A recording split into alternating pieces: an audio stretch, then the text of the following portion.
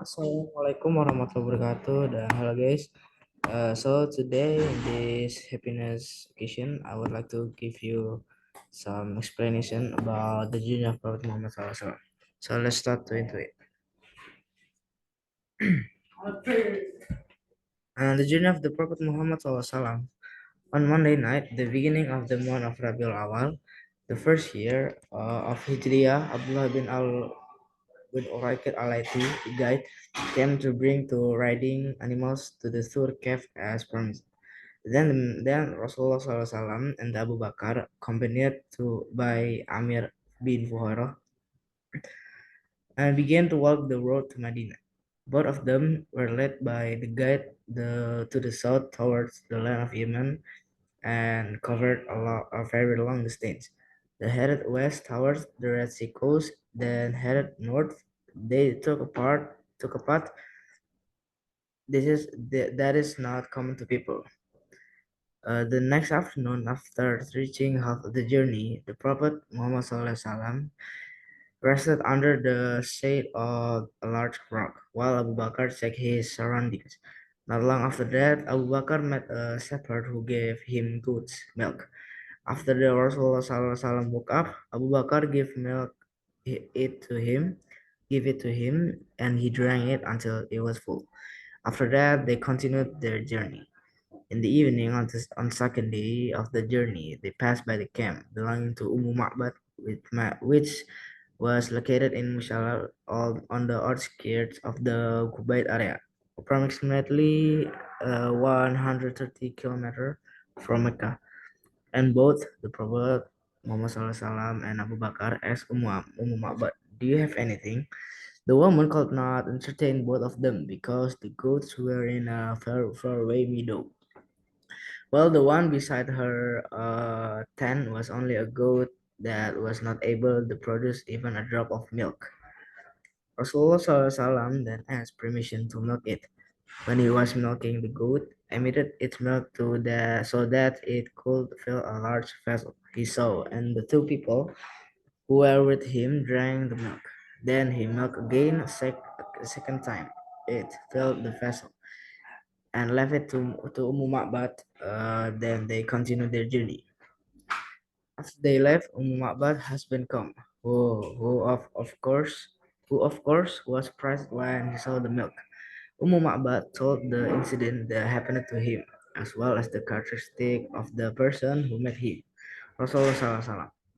From the tip of his hair to the tips of his feet, they worked the way he spoke up to this circumstance. Everything was explained in detail. His husband, Abu Ma'bad, said, "That man, by Allah, is courageous. I really want to be with him. I will do that if I can find him." When the Prophet ﷺ and Abu Bakar had passed through the area of Kuwait, Suraqah bin Malik Jushum al-Mudliji tried to follow them.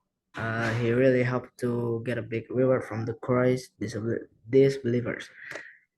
But when his position was close to them, his horse slipped so that he fell down.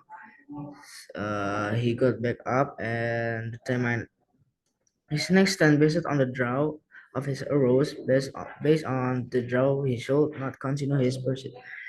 But he did it anyway. He rode this horse until he approached them again. He even heard the sound of reading the Quran chanted by the Rasulullah SAW. He didn't even glance at the surah. While Abu Bakr often turned his head towards him when he got closer, suddenly he fell 2 feet in front of the horse of Suraqah bin Malik into the sand as deep as 2 feet. on his knees, and again he fell down. He then rebuked his horse to get up, and almost the animal could not get up. Did not get up. His horse stood up straight again, while from the two front legs of the beast dust flew into the air. He again plucked his rounds, and this time came out again a choice he did not like. Began to feel such a great fear, and he knew that the journey of the Rasulullah SAW will success. Then he invites them to make peace. Rasulullah SAW and his companions remained silent until the Quraysh came to them. He often offers supplies and valuables, but he don't want to take any. Then Suraka asked the Prophet to keep the people about his action earlier. He asked him to write a letter of peace. He also ordered Amr bin Fuhairah to write it on a piece of skin.